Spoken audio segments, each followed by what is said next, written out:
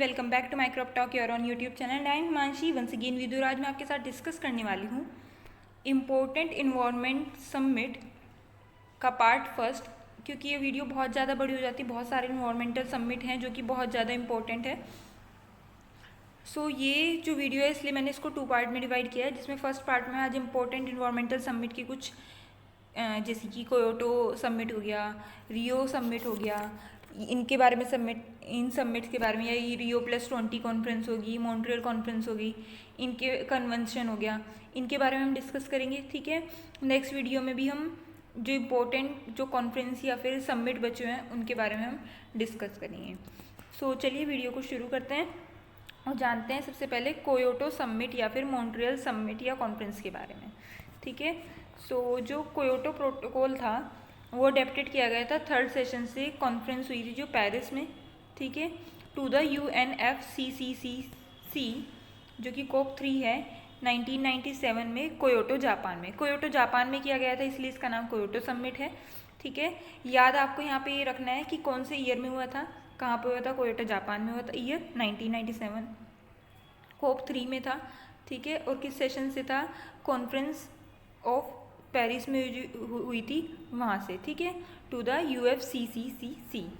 ठीक है, इसमें क्या हुआ था, एक एग्रीमेंट हुआ था जिसमें क्या हुआ था, जो इन इंडस्ट्रियलाइज जो कंट्रीज़ हैं, ठीक है, कौन सी हैं, इंडस्ट्रियलाइज्ड कंट्रीज़ हैं, वो रिड्यूस करेंगे अपने जो कलेक्टिव इमिशन हो रहा है किसका, ग्रीन हाउस गैस का।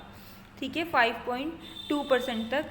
ठीक है, अगर हम कंपेयर करें 1990 से, यानी कि जो आगे आने वाले 10 ईयर्स हैं उनमें वो क्या करेगी, 1990 से और ज़्यादा कम करेगी 5.2 तक के अपने इमिशंस को।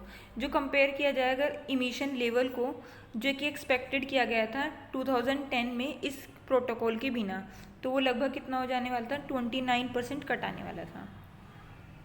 ठीक है, सो जो गोल था इसका वो क्या था बेसिकली, कि जो 6 मेन ग्रीन हाउस गैसेज हैं, जिनमें कि कौन कौन आ रहा है, carbon dioxide, methane, nitrous oxide, sulphur hexafluoride और हाइड्रोफ्लोरोकार्बन्स, साथ साथ पैराफ्लोरोकार्बन्स। सो जो कौन से एवरेज ओवर पीरियड में, 2008 से लेके 12 तक। जो नेशनल लिमिटेशंस थी वो कितनी थी, 8% रिडक्शन था यूरोपियन यूनियंस के लिए, और कुछ अदर कंट्रीज़ के लिए थी 7% US के लिए, 6% जापान के लिए, 0% रशिया के लिए, जो कि परमिटेड था कि वो इंक्रीज़ हो सके 8% ऑस्ट्रेलिया के लिए और 10% आइसलैंड्स के लिए भी। सो नेक्स्ट जो मैं आपको बताऊंगी वो था कि कोयोटो समिट का रोल क्या था यूनाइटेड स्टेट ऑफ अमेरिका में।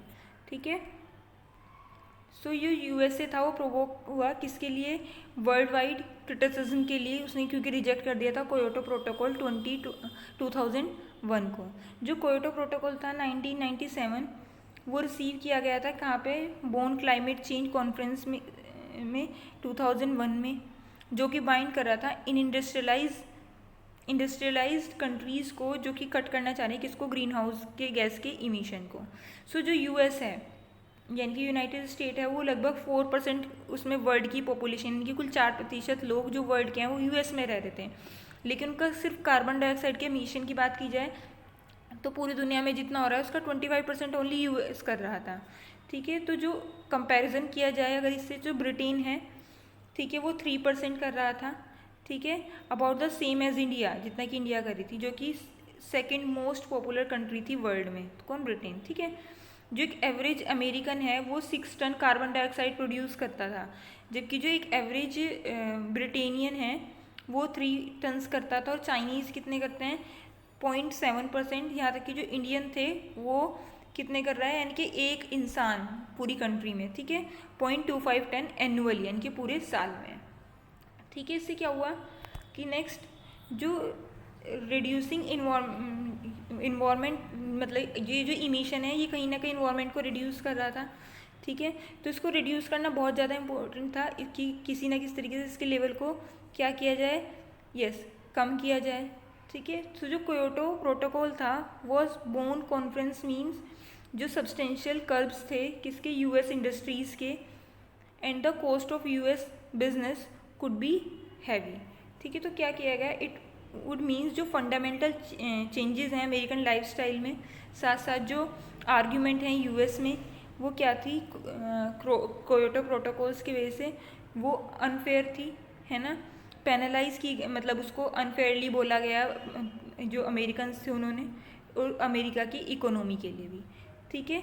सो जो विदाउट यूएस ये बहुत ज़्यादा बड़ा टास्क था, ठीक है, क्योंकि वो one of the biggest polluter था, क्योंकि देखिए 25% अकेला कर रहा है, तो ये बहुत ज़्यादा, मतलब बहुत कम ही सक्सेस हमें मिल पाता कि हम अचीव कर पाएँ एक मॉडरेटिंग ग्लोबल वार्मिंग को, ठीक है, क्योंकि अगर यूएस पार्टिसिपेट नहीं करेगा, जो कि अकेला ही पूरी वर्ल्ड की पॉपुलेशन में 25% कार्बन डाइऑक्साइड का इमिशन कर रहा है, ठीक है, सो ये बाकी के इतना कंट्रोल नहीं कर पाएंगे अगर ये कंट्री ही क्या ना कर पाए, यस कंट्रोल नहीं करेगी, ठीक है।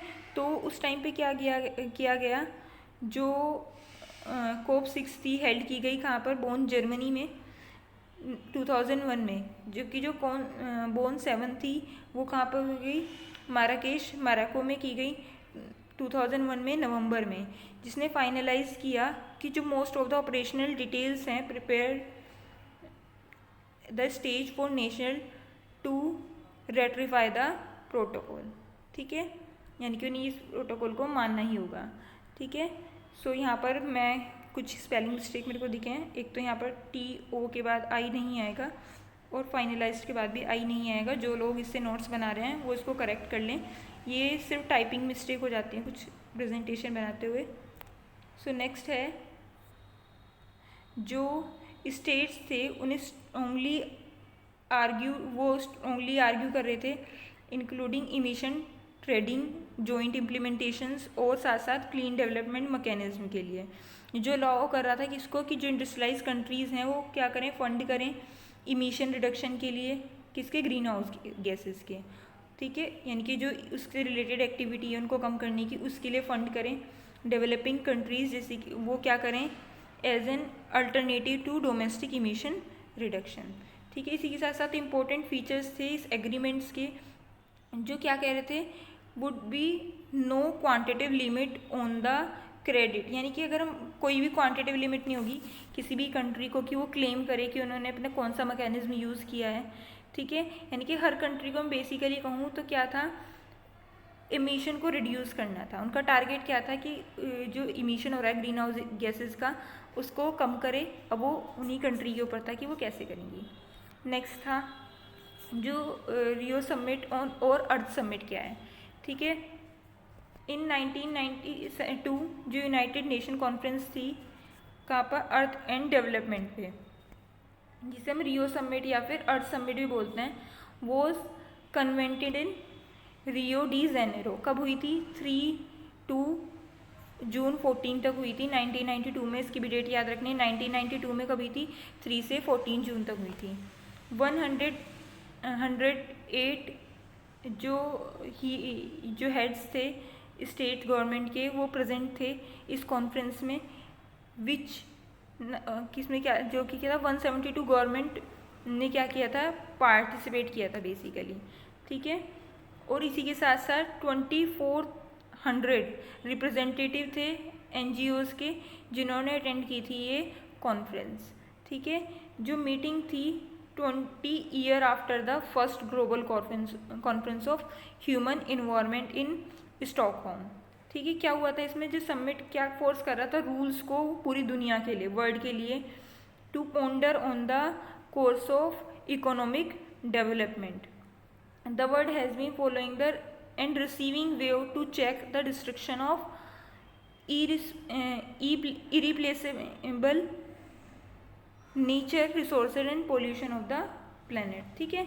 साथ साथ क्या हो रहा था, जो फैक्ट था कि जो पुवर्टी है world in the third world countries, ठीक है, वो क्या करेंगी, इन्फ्लुएंस होंगी, ठीक है, साथ साथ क्या होंगी, प्रोस्पेरिटी, और साथ साथ ओवर कंजप्शन है जो रिसोर्सेज का डेवलपिंग कंट्रीज़ में of the world place damaging stress on the environment has recognise by the world community, ठीक है, वो भी रिकॉग्नाइज किया गया था वर्ल्ड कम्युनिटी के थ्रू।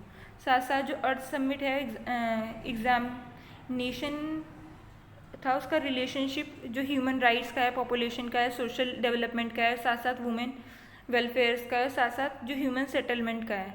उसकी नीड थी क्या, इन्वायरमेंटली सस्टेनेबल डेवलपमेंट के लिए। इन सब पर भी बात की गई थी। अचीवमेंट क्या थी इस कॉन्फ्रेंस की? So Rio declaration on environment and development, यानी कि रियो का डिक्लेरेशन था। इन्वायरमेंट एंड डेवलपमेंट के लिए एजेंडा 21 बनाया गया था। कन्वेंशन बनाई गई थी बायोडाइवर्सिटी के लिए, साथ साथ यूएन फ्रेमवर्क कन्वेंशन बनाई गई थी क्लाइमेट चेंज पर, साथ साथ फॉरेस्ट प्रिंसिपल्स भी बनाए गए थे। नेक्स्ट है रियो प्लस 20 कॉन्फ्रेंस। सो रियो प्लस 20 समिट था, वो कन्वेंड हुआ था किसमें, रियो डी जेनेरो में।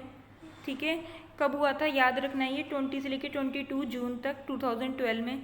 रियो प्लस 20 कॉन्फ्रेंस है वो ऑर्गेनाइज की गई थी कब, जो अर्थ समिट हुआ था उसके 20 ईयर्स बाद में, इसलिए इसका नाम क्या है, रियो प्लस 20 कॉन्फ्रेंस। ठीक है, जो ये जो कॉन्फ्रेंस थी उसमें क्या थे, जो भी लीडर्स थे, ठीक है, किसके जो आर्टिकल्स था जिसका क्या नाम था, द फ्यूचर वी वांट, यानी कि वो फ्यूचर जो हम चाहते हैं। ठीक है, इसके जो लीडर थे उनके भी हेड थे जो, ठीक है, वो इसमें थे। जो कॉन्फ्रेंस थी वो रिप्रेजेंटेटिव थे उसमें कितने, 1000। ठीक है, 1000 रिप्रेजेंटेटिव उन्होंने पार्टिसिपेट किया था। एक सीरियस डिस्कशन किया गया था इसमें, जिससे क्या किया जा सकता था, इरेडिकेट किया जा सकता था ग्लोबल पॉवर्टी को और उसके मेजर्स को, जिससे हम प्रोटेक्ट कर सकें अपने इन्वायरमेंट को। ठीक है, इस कॉन्फ्रेंस में क्या हुआ था, 513 बिलियन डॉलर अमाउंट को एलोकेट किया गया था सस्टेनेबल फ्यूचर के लिए। नेक्स्ट था मॉन्ट्रियल कन्वेंशन। सो जो कॉन्फ्रेंस था ऑफ पार्टिकल, यानी कि कोप फर्स्ट का, which was held in November 2005 at Montreal Canada. ठीक है, मॉन्ट्रियल कनाडा में हुई थी, याद रखना है, दिसंबर में हुई थी 2005 में। उसने होस्टिंग दी थी किसको, 10,000 से ज़्यादा डेलीगेट्स को। ठीक है, was one of the Canada largest international event ever. ठीक है, ये कनाडा का सबसे बड़ा इंटरनेशनल इवेंट था। 10,000 पीपल्स, आप अपने आप में सोच सकते हैं कि कितने ज़्यादा होते हैं। जो मीटिंग थी वो कब कहाँ कैसे हुई थी, फर्स्ट मीटिंग थी of parties since the meeting at Kyoto in 90। ठीक है, जो कियोटो प्रोटोकॉल की मीटिंग थी उसके बाद ही सब पहली मीटिंग थी। Also has been refer to as the first meeting of parting और MOP फर्स्ट। ठीक है, इसको फर्स्ट मीटिंग ऑफ पार्टिंग भी बोलते हैं, पार्टीज ही बोलते हैं, सॉरी, और साथ साथ क्या बोलते हैं, या फिर MOP फर्स्ट भी बोलते हैं। While the United State of America continue to evade inclusion as a member of conference of parties. ठीक है, ये जो मीटिंग थी, ठीक है, इसमें जो क्योटो प्रोटोकॉल था एंटर्ड इनटू फोर्स। ठीक है, एक तरीके की फोर्स में आया था वो, बहुत सारे जो मतलब एक एग्रीमेंट था जिसे एक्सटेंड कर दिया गया। ठीक है, the life of Kyoto protocol beyond 2012 the date at which it expires. ठीक है, यानी कि इसको एक तरीके से एक्सटेंड कर दिया गया क्योंकि 2012 में क्या हो रहा था, ये एक्सपायर होने वाला था। और निगोशिएट किया गया एक डीपर कट को, किसमें, ग्रीन हाउस गैस के इमिशन में, जो कि रीच हुआ था किसमें, was reached at this conference. ठीक है, इसी कॉन्फ्रेंस में, which was refer to as Montreal action plan. ठीक है, जिसे हम क्या कहते हैं, मॉन्ट्रियल का एक्शन प्लान भी कहते हैं। सो आज की वीडियो में हम इतना ही रखते हैं। नेक्स्ट वीडियो हम देखेंगे जो अदर इन्वायरमेंटल समिट्स हैं, जैसे कि इसका नाम है जोहान्सबर्ग कन्वेंशन, साथ ही साथ इसके गोल्स जानेंगे हम, बेलेजियो डिक्लेरेशन 2005 जानेंगे, COP 8, और इसी के साथ बहुत सारी और भी हैं जिनके बारे में हम जानेंगे। ठीक है, तो कल का वीडियो भी बहुत ज़्यादा इंपॉर्टेंट होगा, उसको भी देखें। IUCN के बारे में जानेंगे हम, है ना, वर्ल्ड वाइड फंड के बारे में जानेंगे, यानी कि WWF है जो, उसके बारे में जानेंगे। साथ साथ हम CITES के बारे में जानेंगे and United nation climatic change conference 2012 के बारे में भी जानेंगे, जो कि सभी बहुत इंपॉर्टेंट हैं। सो कल का वीडियो भी जरूर देखें, और अगर आज का वीडियो अच्छा लगा है और आपको समझ में आया तो वीडियो को लाइक करें, चैनल को सब्सक्राइब करें। मिलते हैं नेक्स्ट वीडियो में। Thanks for watching.